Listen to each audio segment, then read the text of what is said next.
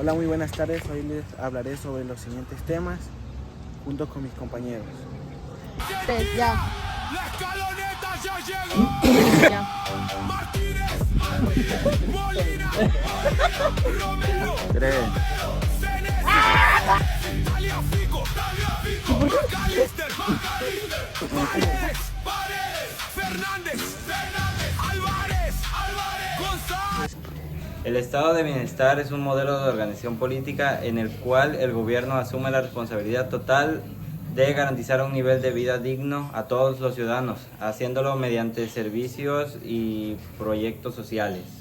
El estado de bienestar no nació de golpe, sino como una respuesta a problemas que el mercado y la caridad no pudieron resolver. Las primeras ideas vienen de las leyes de pobres en Inglaterra, en 1601, donde las parroquias daban ayuda mínima a los huérfanos y enfermos. Pero la revolución industrial lo cambió todo. Millones de campesinos migraron a ciudades, trabajaban 14 horas en fábricas insalubres, sin seguro, si se accidentaban. Los niños morían y los viejos quedaban en la calle. El liberalismo clásico decía que el mercado debía de regularse solo, pero la miseria provocó revueltas obreras, sindicatos y miedo a revoluciones como la de 1848 en Europa. Después de la Segunda Guerra Mundial, muchos países adoptaron políticas de protección social para reducir las desigualdades, ya que el estado de bienestar no significa riqueza absoluta, sino la posibilidad de tener una vida digna. A día de hoy, el hambre y la pobreza siguen siendo un problema para millones de personas, ya que el desempleo, las desigualdades, los bajos salarios y el acceso limitado a la educación siguen siendo factores que alimentan este problema. 3. ¿Qué tal, compañeros? Aquí estamos con el profesor. Eduardo Gracia Rosario. ¿Se podría presentar? Sí, claro, soy médico cirujano e ingeniero en sistemas de producción agropecuaria. Dentro de mis actividades, pues también soy docente aquí en la escuela COBAEP, plantel 16, encargado de la unidad de salud de San Andrés Tuxtla, miembro de la Asociación Ganadera Local, como en el consejo directivo y también en el consejo de las exposiciones ganaderas. Que el día de hoy le vamos a hacer preguntas sobre la pobreza, el hambre, las migraciones y el deterioro de la naturaleza. La primera pregunta es, ¿qué papel juega el Estado frente a estos problemas? ¿Cuál de todos específicamente? Pues, en general, problemas. El Estado, como bien sabemos, se le denomina Estado al gobierno que vamos a tener presente. Y bueno, hay que recordar que el Estado está presentado por tres poderes: el poder judicial, el poder legislativo y el ejecutivo. En este caso, si tu pregunta va enfocada hacia el ejecutivo, que es representado de manera federal por la presidenta Claudia Sheinbaum, ella va a ser la que va a ejecutar los programas ahorita denominados bienestar. En ellos se engloban diferentes tipos de pensiones o apoyos económicos a los beneficiarios que están dentro del censo que tienen ellos. Es como una medida para contrarrestar la pobreza que tienen ellos. Más sin embargo, no estoy muy de acuerdo, porque debería de tomarse mejor como un incentivo para que inicies un proceso de algún tipo de emprendimiento, y que cuando ya tengas tus actividades formadas, pues ya sea que te estimule o se te reduzca ese apoyo. No se va a resolver nada más dando las pensiones o dando los apoyos. Lo ideal sería apoyar para que realices algún tipo de actividad o trabajo y no depender 100% o siempre del apoyo gubernamental. Entonces, en lo personal, considero que debería de apoyarse más a las personas que quieren realizar algún emprendimiento, algún trabajo, alguna actividad, y que se autoempleen, o que ellos también, a su vez, cuando ya esa empresa esté elaborando, pueda darle trabajo a otras personas. Y esa sería una forma en cómo podríamos disminuir los índices de pobreza que existen en nuestro país. Ok. La siguiente pregunta es, ¿cree que puede existir bienestar para todos? Bienestar para todos. Te comentaba, o bueno, mi forma de ver el complejo de la sociedad es como un sistema de engranes, donde cada uno tiene una función específica y que vamos a realizar alguna actividad para que todos, al tener un movimiento, se pueda llevar a cabo todo el engranaje y el movimiento en sí como sociedad. Si volvemos al punto, si siempre vas a estar dando apoyo, pues va a llegar el momento en que ya no vas a tener ese apoyo. Y nuevamente este engranaje se va a detener, sí, va a volver a subsistir la pobreza. Aquí debemos de enfocar, de ver a dónde vas a dirigir los apoyos.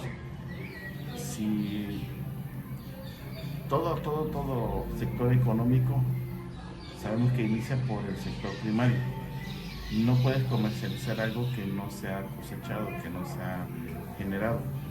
Entonces siempre se ha manejado que debería de existir, el primer apoyo debería de ser hacia el sector primario. Hay grandes potencias mundiales, como puede ser Estados Unidos. Ellos tienen que el mayor apoyo económico se lo dan al sector primario. El sector primario es la agricultura y la ganadería.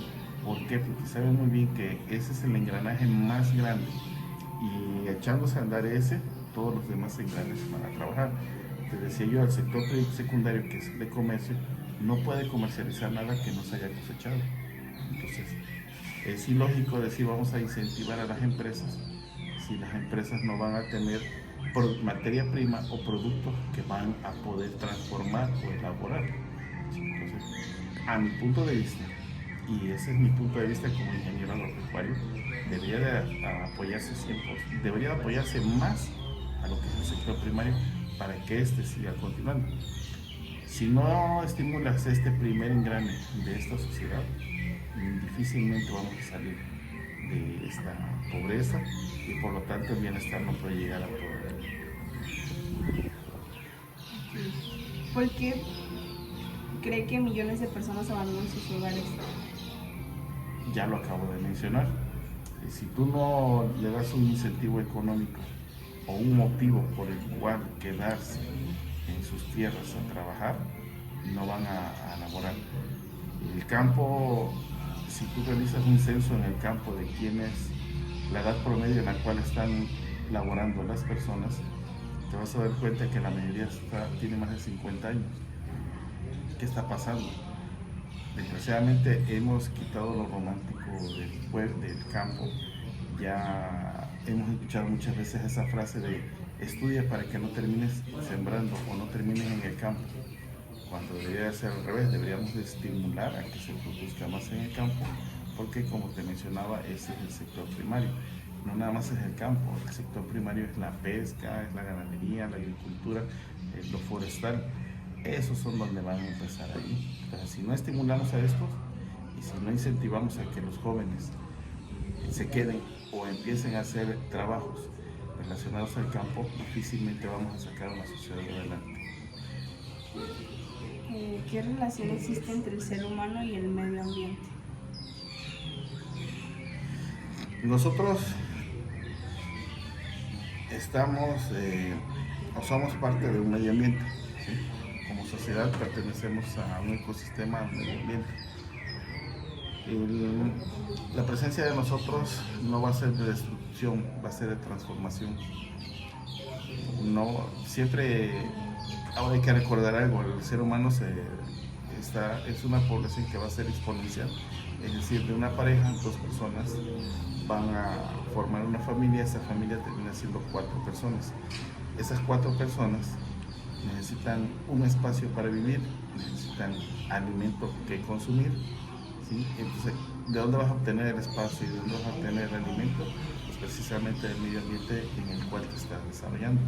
Y es ahí donde empieza el gran conflicto. Yo voy a tener una casa, pero esa casa va a ocupar un espacio y necesito un alimento, y ese alimento ¿quién me lo va a producir? Entonces volvemos a quedar lo mismo. A lo mejor el error más grande ha sido no enfocarnos a lo que es el sector primario, a ver cómo producir más con menos tierra, porque al hacer casas habitaciones estamos quitando espacio de agricultura, espacio de ganadería. Entonces, inclusive, por ejemplo, con la cuestión del turismo, ¿cuántas veces no vemos que se apropian de las playas y esas eran zonas de pesca? Entonces todo se está reduciendo. está produciendo ese conflicto de que no tenemos productos o no producimos esto, lo básico, lo que es la alimentación, y por lo tanto vamos a tener este conflicto. ¿Por qué se enfoca? Bueno, si tú observas el mercado ahorita, el precio de la carne de res está por los cielos, cerca de los 200 pesos el kilo, y te preguntarás, bueno, ¿por qué está tan cara? Pues simple y sencillamente porque no hay ganado. Aunque somos un municipio que tiene una gran producción ganadera y Veracruz es el estado productor número 1 de ganado, tenemos poco ganado y tenemos que exportar, tenemos que importar, pero tenemos que importar carne. Entonces, esa importación, y ahí empieza el sector secundario, que es el comercio, y entonces paga un arancel. Ese arancel hace que la carne se encarezca, y eso es lo que estamos pagando. Entonces, volvemos al punto. Si no activamos el sector primario, no vamos a poder tener esa compensación, no vamos a motivar, ¿no? Entonces, aquí sí es muy importante tener en cuenta de que se debe de apoyar y aparte gestionar que lo que se produzca aquí mismo se quede. Ok, muchas gracias. ¿Sabías que el estado de bienestar se creó como una herramienta para proteger al capitalismo? Dato histórico. Y es que el concepto de estado de bienestar, como lo conocemos, lo creó el canciller alemán Otto von Bismarck en 1880, con el objetivo de alejar a los obreros de la ideología socialista de la época.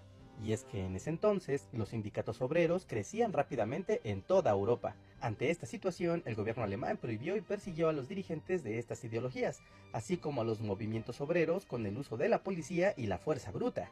Sin embargo, el tiempo demostró que la violencia no podía apaciguar las demandas de las clases trabajadoras, por lo que el canciller decidió implementar ayudas sociales a los obreros con servicios de salud, pensiones y seguro de accidentes.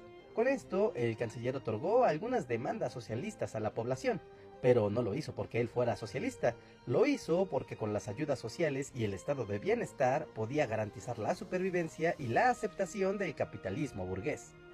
El estado de la pobreza y el hambre. El tema de la pobreza y el hambre representa uno de los mayores desafíos para cualquier nación y, fundamentalmente, para la acción del Estado.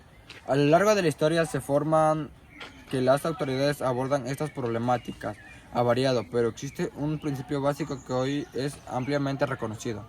El acceso a una alimentación suficiente y a un nivel de vida digno no puede ser considerado un privilegio, sino un derecho humano fundamental. Por tanto, el Estado tiene responsabilidades éticas, legal y social de garantizar que estas necesidades básicas sean cubiertas por toda la población.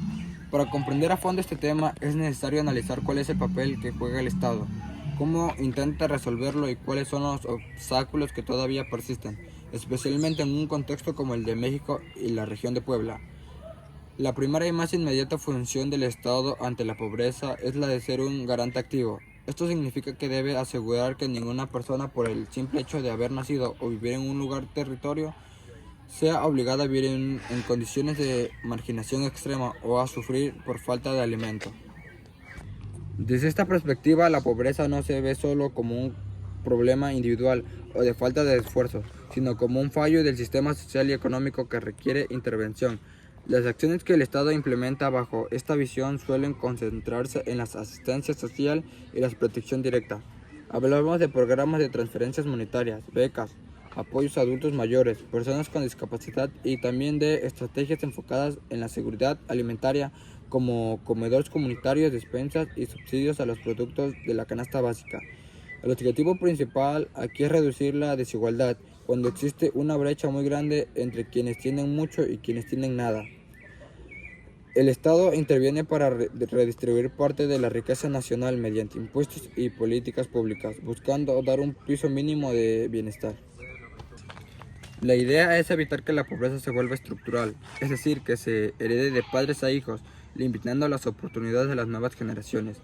Sin embargo, esta labor requiere de recursos enormes y sobre todo de una administración honesta y eficiente para que el apoyo llegue realmente a quienes más lo necesitan.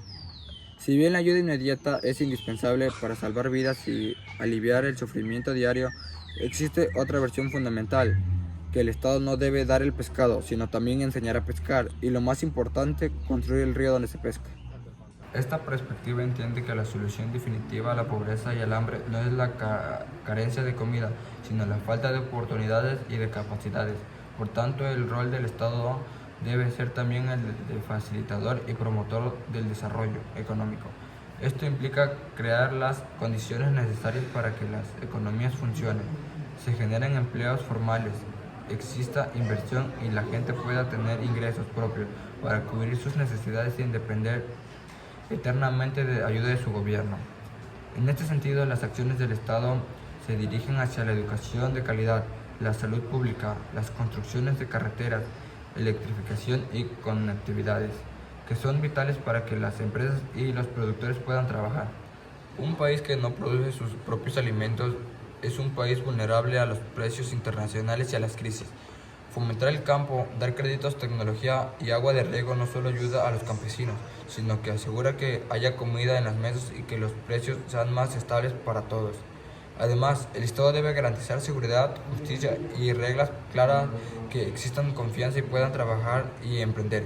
Sin esas condiciones es muy difícil combatir la pobreza de manera sostenible, porque sin empleo y sin producción los programas sociales se vuelven insostenibles a largo plazo.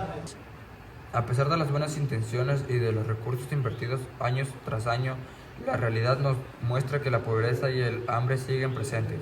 ¿Por qué sucede esto? Aquí entran los grandes desafíos que el Estado debe enfrentar.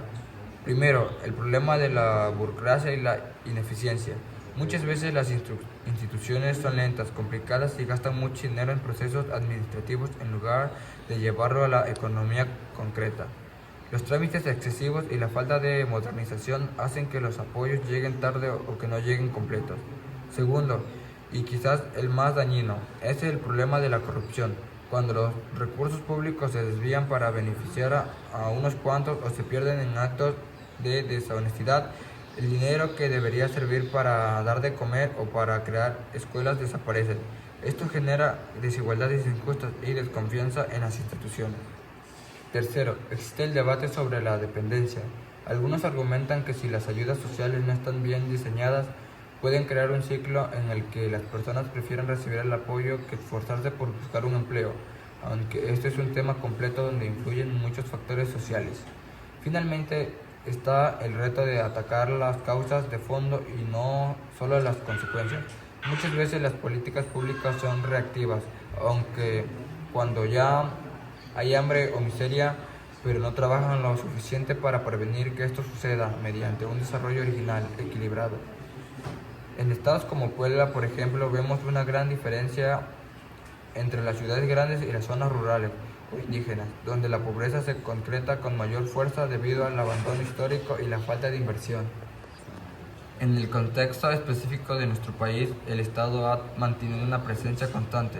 Actualmente se impulsan diversos programas sociales que buscan cubrir desde la infancia hasta la vejez, reconociendo que la seguridad social es un derecho y no una dádiva.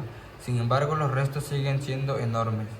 El aumento en el costo de la vida, la inflación que encarecemos los alimentos y la falta de empleos bien pagados son factores que dificultan el avance. En Puebla, como en muchas otras entidades, la lucha contra el hambre pasa también por rescatar al campo, por mejorar los caminos que conectan a las comunidades y por llevar servicios médicos y educativos de calidad a todos los rincones. En conclusión, el papel del Estado ante la pobreza y el hambre es complejo y multifacético. No se trata solo de elegir entre dar ayuda o dejar que la economía resuelva sola. Se requiere de ambas cosas. Se necesita un Estado fuerte que proteja a las más vulnerables con políticas sociales claras, pero también un Estado eficiente que sepa generar las condiciones para el progreso, el trabajo y la producción. El objetivo final no es simplemente repartir recursos, sino construir una sociedad donde la dignidad de las personas sea lo primero, donde exista justicia social y donde el hambre y la pobreza extrema sean finalmente cosas del pasado. Es una tarea titánica que requiere no solo de gobierno, sino también de la participación de la sociedad, pero es indudable que la dirección y la responsabilidad principal recaen en la capacidad del Estado para gobernar con justa y visión del futuro. Hola, buenos días, me encuentro con el subdirector. ¿Qué tal? Buenos días, mi nombre es Tomás Taxlacua, licenciado en Pedagogía, subdirector académico del plantel 16 Catemaco. Cuénteme, ¿usted o su familia han recibido algún tipo de apoyo del gobierno? Si te refieres a los programas sociales de parte del gobierno, en lo que me respecta a mi persona y a mi familia, no hemos recibido ningún apoyo de parte del gobierno, en lo que se refiere a programas sociales. Te puedo dar mi opinión, mi punto de vista de los programas sociales. Ok, ¿me podría decir su opinión? Ok. Yo considero que los programas sociales, los apoyos económicos que está brindando el gobierno federal al pueblo de México, pues son muy buenos porque ayudan a combatir la pobreza. Pero también tengo una observación. Yo siento que los programas deben tener candados donde se proporcionen los apoyos a gente que realmente necesitas. En el caso de las becas estudiantes, siempre considero que debe ser con candados, donde se pida promedio mínimo para el otorgamiento de becas y alumnos más destacados. En el caso del programa adultos mayores, pues igual he observado que se le han entregado recursos a personas o que tienen lo que es la pensión adulto mayor. He observado que se le entregan pensiones a personas que tienen doble pensión, tanto del gobierno federal o del gobierno de estado más el apoyo. Entonces yo creo que es un gasto doble, un recurso que va destinado cuando ese recurso podría servir para apoyar a más personas. Okay. A ver. ¿Qué le diría usted a las personas que dicen que estos tipos de apoyos no sirven para nada? ¿Qué le diría yo? Que no sirven para nada porque seguramente esas personas que dicen que no sirven porque han de estar económicamente bien, pero sí sirven para las personas que no tienen recursos económicos, están dentro de los márgenes de pobreza que marca el gobierno. Yo creo que pues son excelentes apoyos. Ok, muchas gracias. Esas serían todas mis preguntas. Pues gracias a ustedes y cualquier situación estoy aquí a la orden para dar mi punto de vista y mi opinión. Gracias. Hola, buenos días. Mi nombre es Marco Antonio Hernández Rebollar. Me encuentro en las instituciones del plantel 16 del COBAE y estoy con el profesor Ernesto Borges Medina. ¿En qué carrera estudió usted? Yo estudié la carrera de Ingeniería Eléctrica en el Tecnológico de Veracruz. Sí, señor.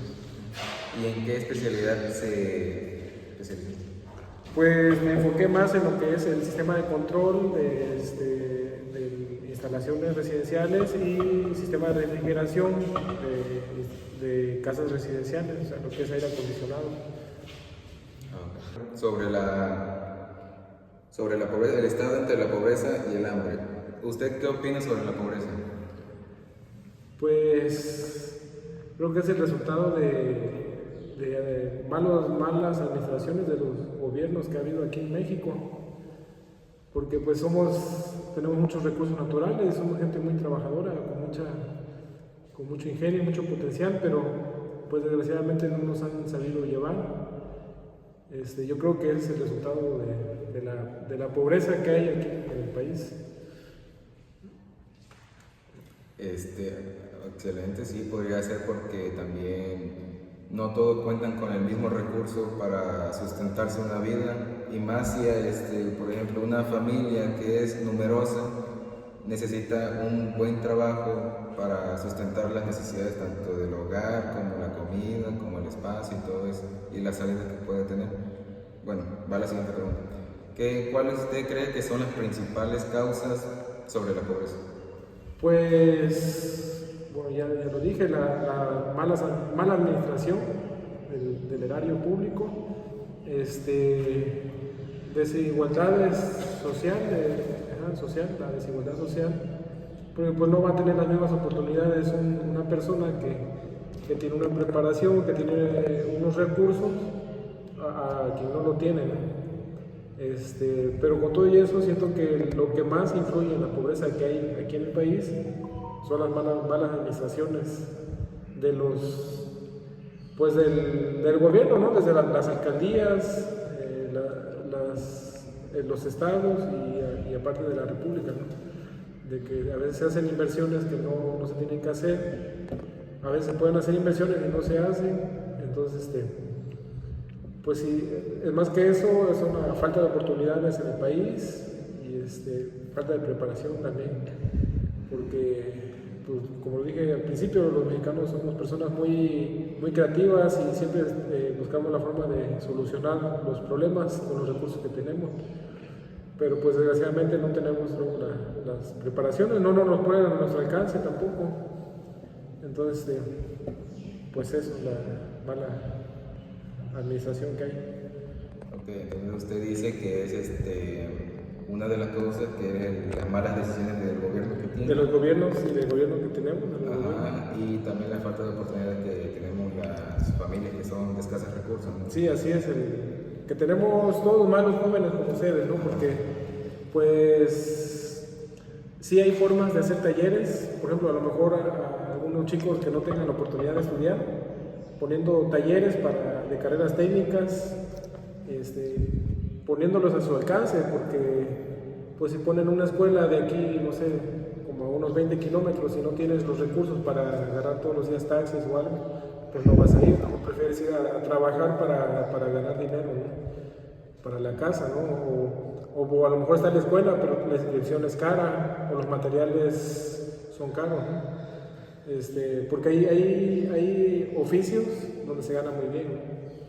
Entonces, y también ustedes tienen que echarle ganas, ¿no? Ahorita que están jóvenes, prepararse y no limitarse también a lo que le den sus padres, ¿no? Porque pues ustedes ya pueden ejercer alguna actividad que les genere alguna ganancia.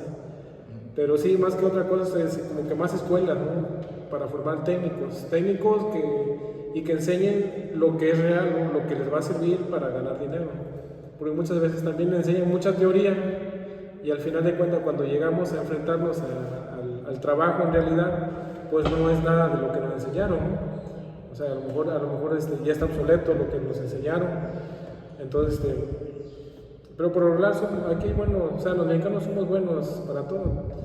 Y sí, sería como que prepararnos más y explicarnos más para poder salir. Porque dinero en México hay. O sea, nada más que a veces no sabemos dónde buscarlo, porque no nos dicen, no porque no seamos capaces, como les digo. Los mexicanos somos muy capaces, pero luego no nos explican. Entonces, pues esos detallitos que nos van explicando, nos van enseñando, nos van capacitando, y que aparte el gobierno hiciera su parte de introducir tecnología, abrir trabajo, no cobrar tantos impuestos a los empresarios, porque pues si yo soy empresario y me dicen, no, pues pon tu empresa acá, pero tienes que pagar casi el 40% de lo que ganes en impuestos, pues yo como empresario lo analizo y me voy. Y ahí se está afectando a nosotros, al pueblo, ¿no? A la población. Porque si una empresa iba a llegar aquí, se iba a instalar y iba a generar empleos, ya no se instaló. Entonces, pues sí, que el gobierno haga su parte, administrando bien, no robándose los recursos económicos, que le dé facilidades a las empresas, y nosotros nuestra parte de prepararnos, capacitarnos responsablemente, y que cuando hagamos trabajos también lo hagamos bien. O sea, ahí es un trabajo en conjunto. Ok. Excelente respuesta. Ahora, como última pregunta, ¿usted conoce algunas empresas para que ayuden a la pobreza? Pues sí. Como por ejemplo las becas que dan para los jóvenes y todo eso. Ajá, para combatir la pobreza. O sea, programas. Sí, programas. Pues sí conozco, por ejemplo, el programa que tiene, ¿no? Las becas a los estudiantes, la beca a las personas mayores, a los discapacitados. Son buenas, sí son buenas. Y nosotros tenemos que saber también aprovecharlas, porque si ustedes como jóvenes les dan 5,000 pesos y por decir no les explican, mira, esto puedes invertirlo a lo mejor en una computadora donde puedes llevar un curso en línea que te capacite, no sé, para atender un restaurante. Uno como joven, porque yo alguna vez fui joven también, uno como joven, ¿qué es lo primero que piensa? Irse a divertir, ¿no? Pues me voy al hotel y me compro mi ensalada de mariscos y me meto a la alberca y me tiro mis chupitos, y esos 5,000 pesos se fueron en un día, ¿no? Entonces, responsables. O sea, como jóvenes tenemos que saber administrar. Sí, nosotros, ustedes como jóvenes, cuando uno es joven, que uno deja de ser joven hasta como por los 25, 27 años. Yo considero como a los 27 años, como que ya termina tu formación. Claro, porque muchas veces dicen, no, ya tengo 20, tengo 19, ya estoy grande. No es cierto. Podemos seguir aprendiendo bien hasta los 30 años. Después de los 30 entra uno allá al mundo laboral y lo que aprendiste durante tu tiempo de capacitarte, si lo aprovechaste, vas a estar muy bien. Pero si perdiste el tiempo, no porque no tengas capacidad. Todos los jóvenes tienen muchísima capacidad y tienen un potencial muy grande. Cada quien es diferente. Cada quien tenemos talento. Tenemos talentos, no podemos ser iguales. O sea, la igualdad social, siento que a lo mejor se ha tomado en cierta forma, pero no podemos ser igual, no puede haber totalmente igualdad social. ¿Por qué? Porque cada uno de nosotros tenemos ciertos dones. A lo mejor tú eres bueno para la cocina, o sea, un ejemplo, a lo mejor yo soy bueno para las cosas técnicas. Entonces, si tú tienes tu talento para la cocina, bueno, tienes que enfocar en eso. Y tiene que haber escuelas para tu talento. Primero que lo identifiques y después que te prepares. Porque, bueno, yo tuve una experiencia de un chico que, él estaba en una carrera técnica y la verdad, pues no daba una.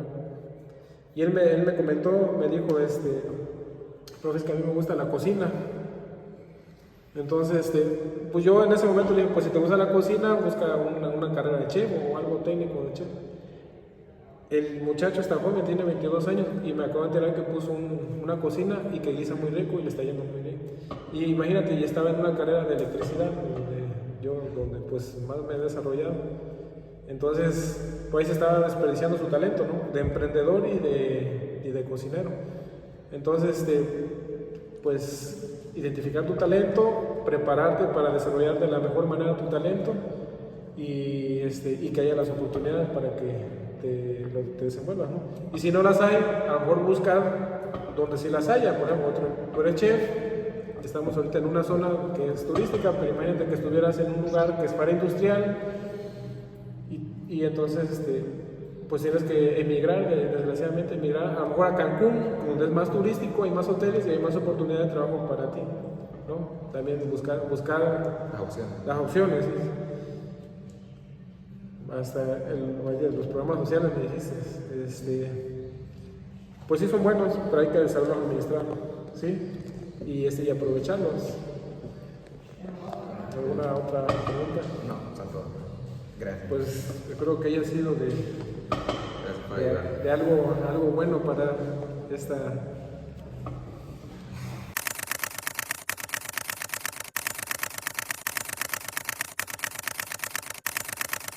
Hoy les voy a hablar sobre las migraciones humanas, un fenómeno que ha acompañado a la humanidad desde sus inicios y que sigue siendo muy importante en la actualidad. Primero, debemos saber qué significa migrar. La migración humana es el desplazamiento de personas de un lugar a otro con la intención de establecerse de manera temporal o permanente. Este movimiento puede darse dentro de un mismo país o hacia otro país. Desde los primeros seres humanos, las migraciones han sido parte de nuestra historia. Nuestros antepasados se desplazaban buscando alimentos, mejores condiciones de vida y lugares más seguros para sobrevivir. Gracias a esos movimientos, el ser humano logró poblar prácticamente todos los continentes del planeta. En la actualidad, las personas siguen migrando, aunque las razones han cambiado.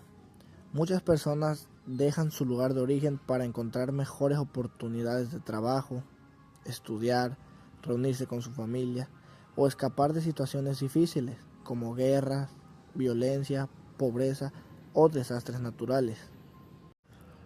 Existen diferentes tipos de migración.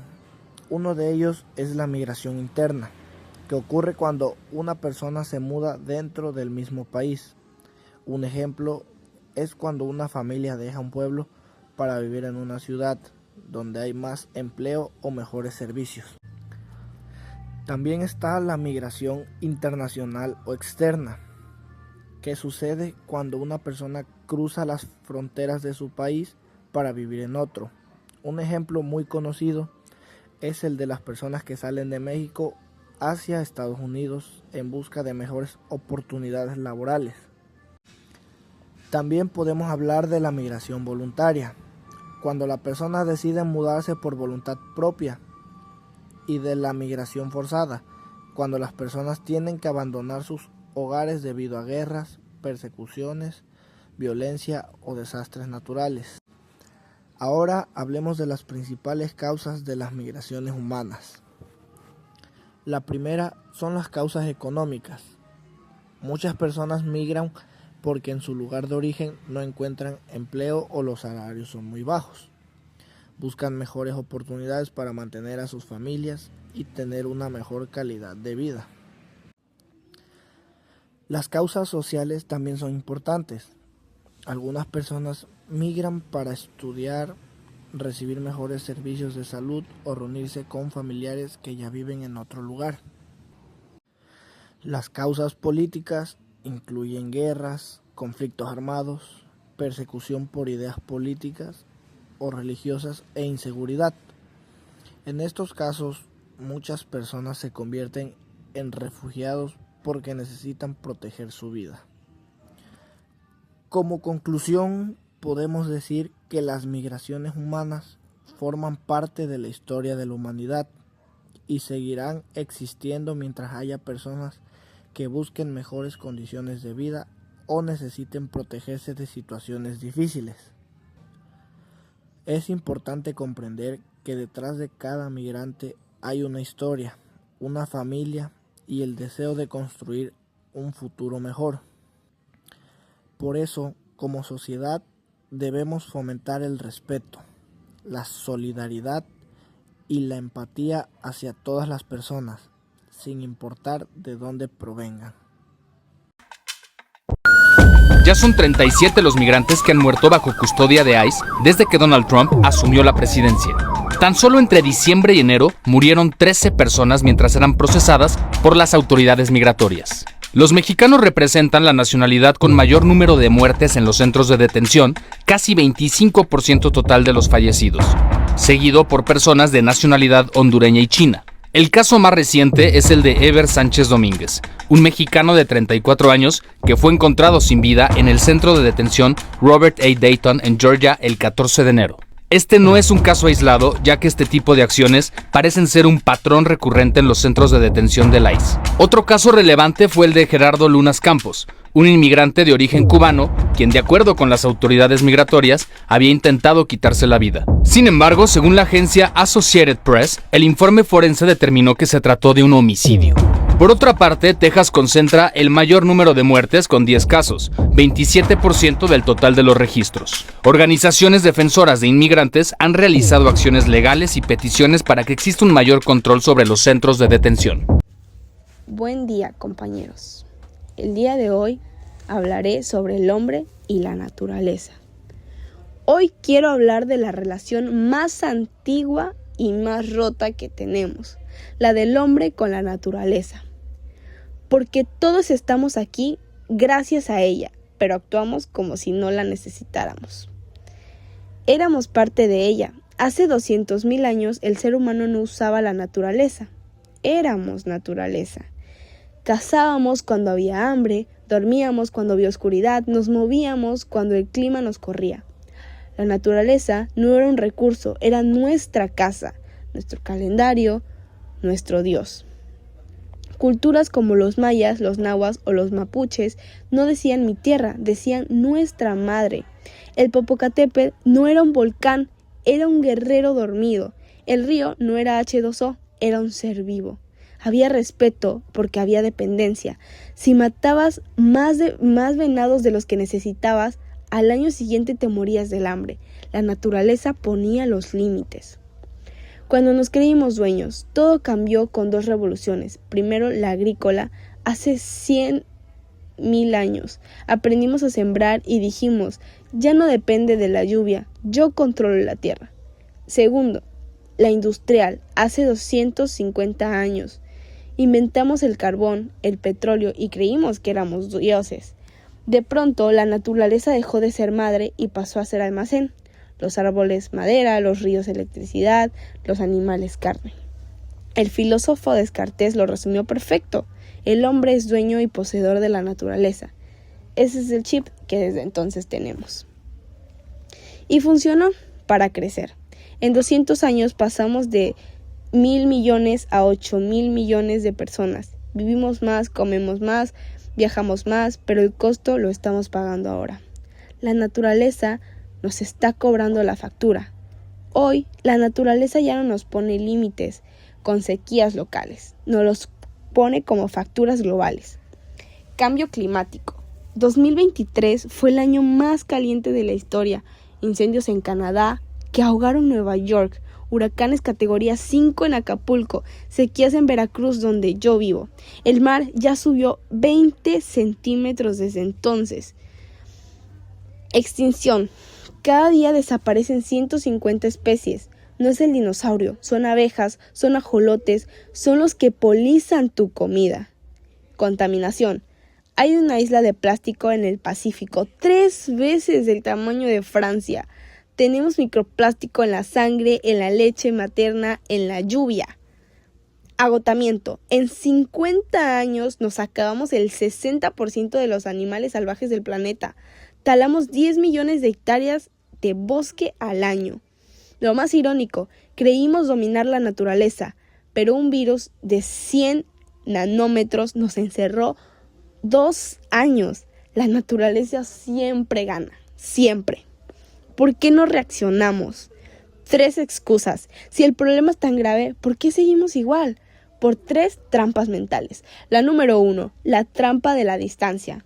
Eso pasa en los polos, no aquí, pero el calor en Veracruz, la falta de agua en Monterrey, el sargazo en Cancún, ya son aquí. La 2, la trampa del tiempo. Eso les tocará a mis nietos. No, la ONU dice que tenemos hasta 2030 para evitar daños irreversibles. Faltan 6 años. La trampa del individuo. ¿De qué sirve que yo recicle si en China contaminan? Sirve porque 100 millones de yo no puedo crean el problema y 100 millones de yo sí puedo lo empiezan a resolver. Hay 3 caminos y solo uno de ellos funciona. El camino 1, seguir igual. Para 2050, 1.000 millones de refugiados climáticos, guerras por agua, ciudades como Veracruz bajo del mar. No es película, es el informe del Banco Mundial. Camino 2, regresar a las cavernas. Algunos dicen, hay que dejar de consumir, apagar todo. No es realista ni justo. 700 millones de personas aún no tienen luz. Tienen derecho a vivir bien. Número 3. Reconciliación. Entender que no somos dueños, somos parte. Y usar nuestra inteligencia no para dominar, sino para regenerar. ¿Cómo? Energía. Pasar de quemar carbón a usar sol y viento. México tiene sol para darle luz a toda Latinoamérica. Ciudades, techos verdes, transportes públicos, menos concreto. Singapur es una ciudad jardín. Se puede. Comida, comer menos carne industrial, apoyar al campesino local, no tirar el 30% de la comida que producimos. Economía circular. Lo que hoy es basura, mañana es material. Europa ya prohíbe plásticos en un solo uso. Nosotros somos la naturaleza defendiéndose. Termino con esto. Cuando talas un árbol, no matas naturaleza, te cortas un pulmón. Cuando contaminas un río, no ensucias agua, envenenas tu sangre. Porque no hay hombre por un lado y naturaleza por el otro. Somos el mismo. El jefe Sutlej de los pueblos originarios de Estados Unidos lo dijo en 1854. El hombre no tejió el trauma de la vida, solo un hilo. Lo que le haga a la trama se lo hace a sí mismo. La pregunta no es si vamos a salvar al planeta. El planeta va a estar bien. Ha sobrevivido meteoritos y eras de hielo. La pregunta es, ¿nos vamos a salvar nosotros? La naturaleza no nos necesita. Nosotros a ella sí, y todavía estamos a tiempo de pedir perdón con acciones, no con palabras. Gracias.